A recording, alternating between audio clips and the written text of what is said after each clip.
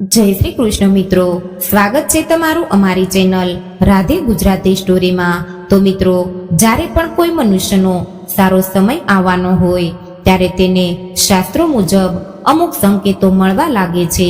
આજે આ વિડીયોમાં આપણે એવા જ 15 સંકેતો વિશે વાત કરવા જઈ રહ્યા છીએ કે જે 15 સંકેતો આપણને મળી રહ્યા છે તો સમજવું કે હવે પછીનો જે સમય આવશે તે આપના માટે ખૂબ જ સારો હશે અને આપણી દરેક પ્રકારની સમસ્યા દૂર થશે।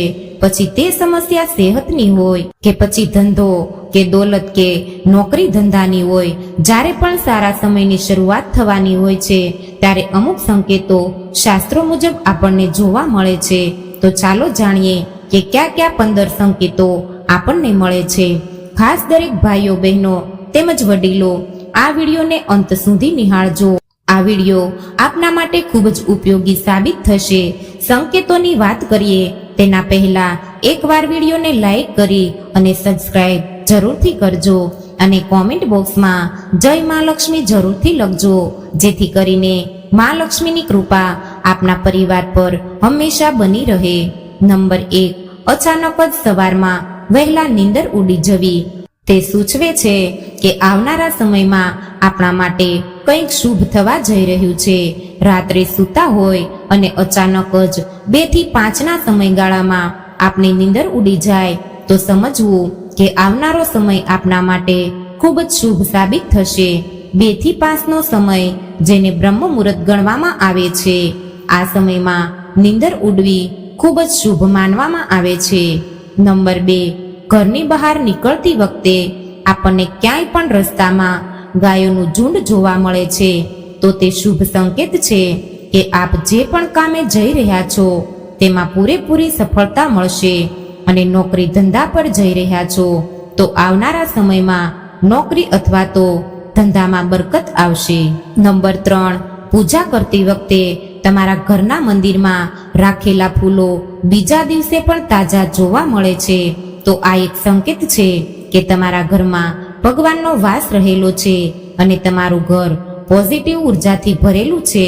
તેનાથી વિરુદ્ધ જો બીજા દિવસે તમને મંદિરમાં રાખેલા ફૂલ એકદમ કાળા પડી ગયેલા અને કરમાઈ ગયેલા જોવા મળે છે તો તે એક સંકેત છે કે તમારા ઘરમાં નેગેટિવ ઉર્જાનો વાસ રહેલો છે।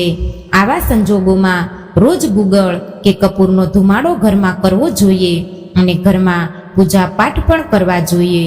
નંબર 4, કોઈ પણ જગ્યાએ પાકીટમાંથી કે ખિસ્સામાંથી પૈસા કાઢતી વેળાએ જો તમારા પૈસા નીચે પડે છે તો સમજવું કે આવનારા સમયમાં તમને ધન લાભ થશે।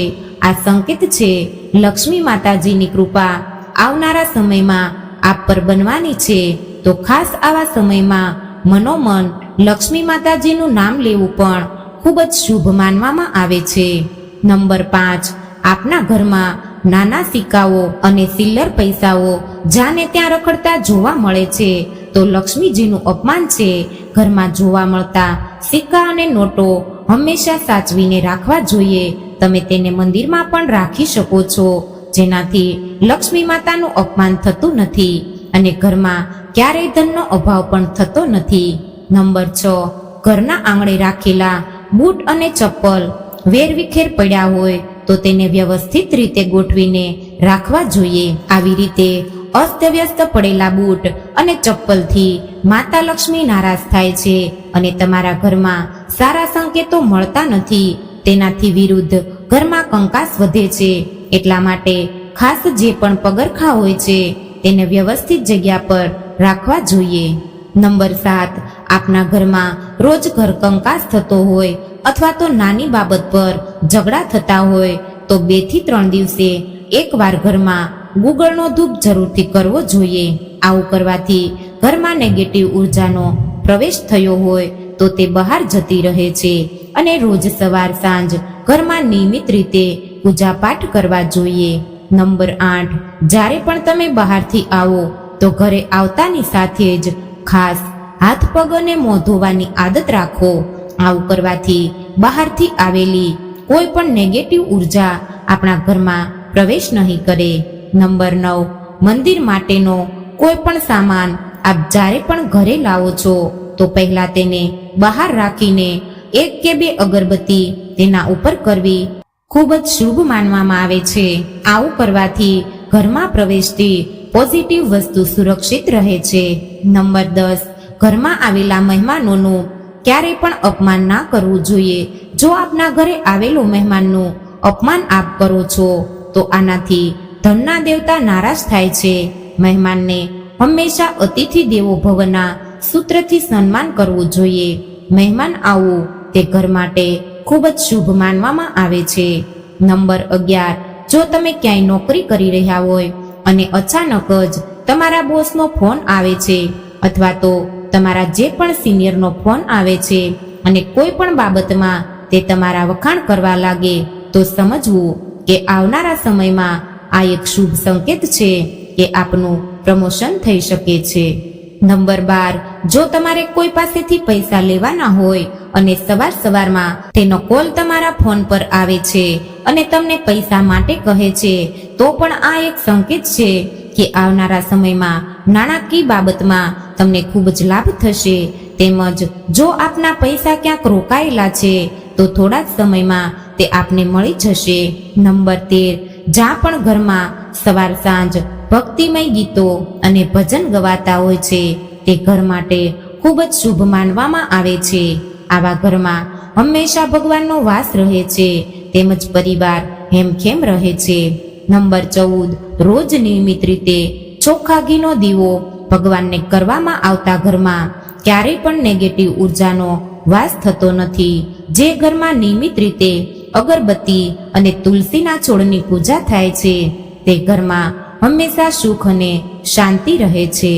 નંબર 15, હંમેશા ખાતરી કરો કે ઘરના મંદિરની સાફ સફાઈ રોજ થતી રહે. ઘરના મંદિરની સાફ સફાઈ કરવાથી લક્ષ્મીજી પ્રસન્ન રહે છે તેમજ આપના ઘરમાં સ્વાસ્થ્ય સંબંધી તેમજ ધન સંબંધી પરેશાનીઓ ક્યારેય પણ થતી નથી. નંબર 16, ઘરમાં ગરોળીનું દેખાવું. જો મિત્રો તમારા ઘરમાં ગરોળી દેખાઈ આવે તો ગરોળીને દેવી લક્ષ્મીનું પ્રતીક માનવામાં આવે છે. એવા ઘણા લોકો છે જે ગરોળીને મારી નાખે છે, પરંતુ તમારે તેને ન મારવી જોઈએ. તમારે આવું ન કરવું જોઈએ. ગરોળી એ માતા લક્ષ્મીની નિશાની છે.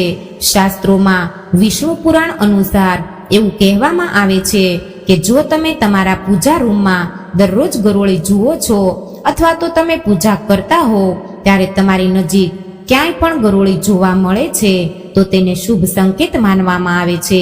તમારું ભાગ્ય ખૂબ જ જલ્દી સુધરશે. તમારા ઘરમાં દેવી લક્ષ્મીનું આગમન થવાનું છે તે તેવા સંકેતો સૂચવે છે. ગરોળી ખૂબ જ શુભ સંકેત લાવે છે. જો તમને ક્યાંય 2 પૂંછડી વાળી ગરોળી દેખાય તો સમજી લેવું કે તમારા ઘરમાં સુખ સમૃદ્ધિ આવવાની છે. ગરોળીને માતા લક્ષ્મીનું સ્વરૂપ માનવામાં આવે છે, એટલા માટે ક્યારેય પણ ગરોળીને ન મારવી જોઈએ. તો મિત્રો, અહીં આપવામાં આવેલી માહિતી આપને પસંદ આવી હોય તો અમારી ચેનલ રાધે ગુજરાતી સ્ટોરીને લાઈક અને સબસ્ક્રાઇબ જરૂરથી કરજો અને બાજુમાં આપેલ બેલ આઇકનને ટચ કરીને ઓલ ઉપર સિલેક્ટ કરી લેજો, જેથી કરીને વિડીયોની નોટિફિકેશન તમને મળતી રહે. અને કોમેન્ટ બોક્સમાં જય માં લક્ષ્મી લખવાનું ભૂલશો નહીં, જેથી માતાજીની કૃપા આપ સૌ મિત્રો પર બની રહે. વિડીયોને અંત સુધી જોવા બદલ આપનો ખૂબ ખૂબ આભાર.